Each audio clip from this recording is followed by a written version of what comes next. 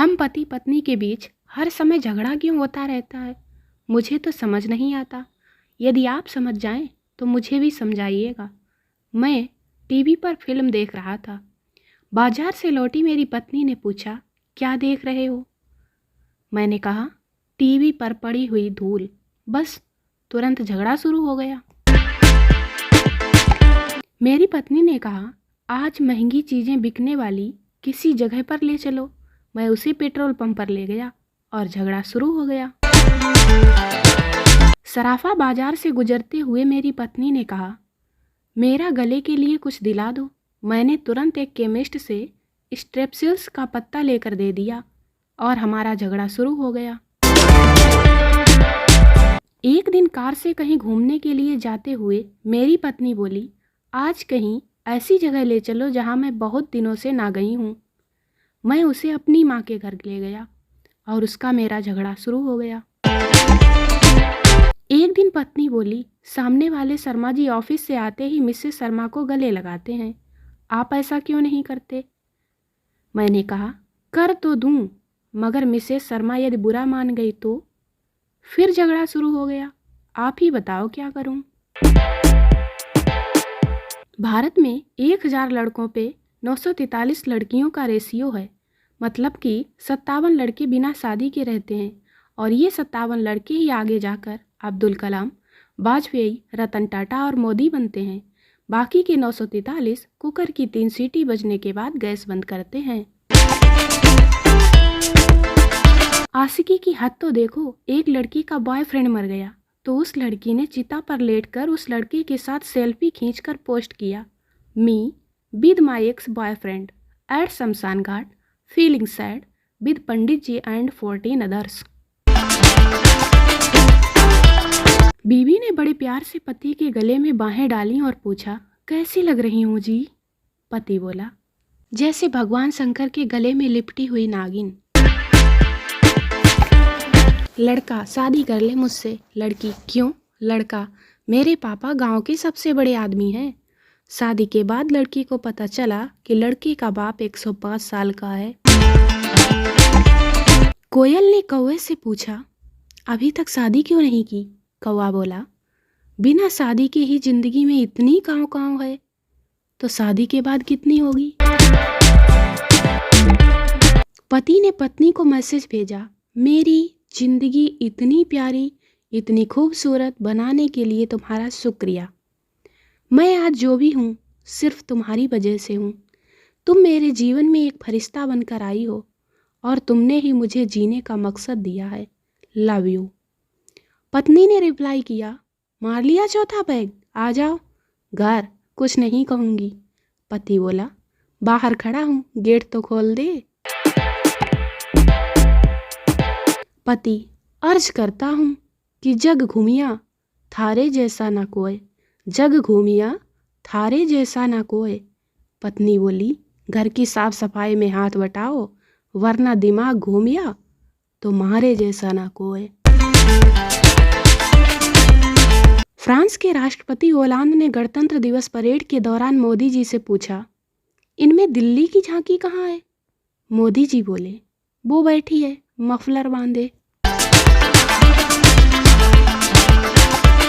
चांद ने रोष प्रकट करते हुए कहा है कि जब लड़कियां कुंवारी होती हैं तब चांद में अपना माँ ही देखती हैं, और जब ब्याही जाती हैं तो अपने बच्चों से कहती हैं, वो देखो चंदा मामा। कम से कम रिश्ते का तो ख्याल रखें, हमारी भी कोई इज्जत है ब्रह्मांड में।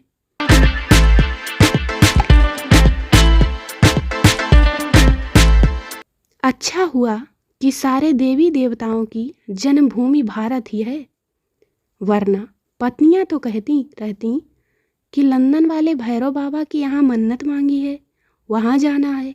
ऑस्ट्रेलिया वाली माता जी के यहाँ चढ़ावा चढ़ाना है, वहाँ जाना है। अमेरिका के ज्योतिर्लिंग में जल चढ़ाने जाना है। बेचारा पति तो ऐसे ही खत्म हो जाता।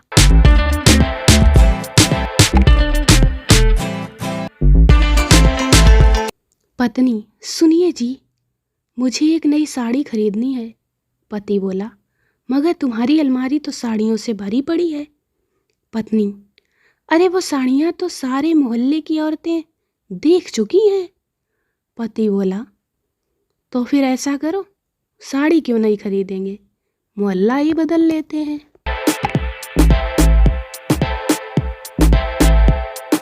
वक्त के साथ सब बदल जाता है।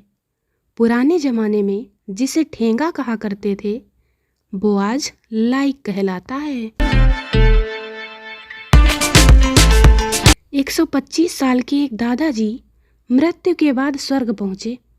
स्वर्ग में खूबसूरत अप्सराओं का नृत्य देखकर दादाजी फूट फूट कर रोते हुए बोले, साला बाबा रामदेव के चक्कर में नहीं पड़ता तो कब का यहाँ पहुंच गया होता। एटीएम की लाइन में उन हकीम साहब को भी थक कर बैठते हुए देखा है, जो मर्दाना ताकत और शीघ्र पतन के इलाज के लिए मशहूर थे। एक सरदार माउंट एवरेस्ट पर गया। 3 बाबा बैठे थे और तंबाकू रगड़ रहे थे।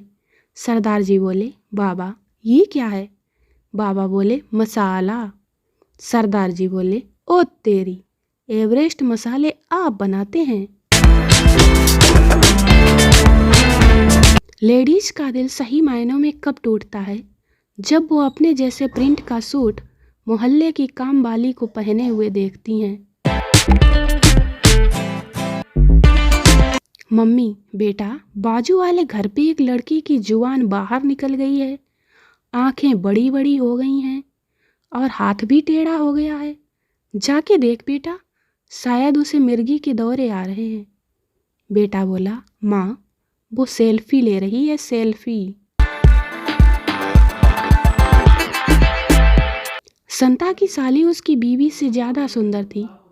उसे इस बात को लेकर खुन्नस रहती थी। एक बार वह अपनी सास के यहाँ गया और बोला, जब आपके यहाँ रसगुल्ला था तो हमें दही बड़ा क्यों पकड़ा दिया? एक डॉक्टर ने नया क्लिनिक खोला। थोड़ी देर बाद एक आदमी आया। डॉक्टर ने अपने आप को बिजी शो करने के लिए टेलीफोन का रिसीवर उठाया और अपॉइंटमेंट देने के अंदाज में बोलने लगा। फिर फ़ोन रखने के बाद डॉक्टर आदमी से बोला, हाँ बताइए क्या हुआ? आदमी बोला, BSNL से आया हूँ, बात ख़त्म हो गई हो तो टेलीफोन एक्टिवेट कर दूँ? टीचर, किसी ऐसी जगह का नाम बताओ जहाँ पर बहुत सारे लोग हों फिर भी तुम अकेला महसूस करो। स्टूडेंट बोला, एग्जामिनेशन हॉल। टीचर बेहोश।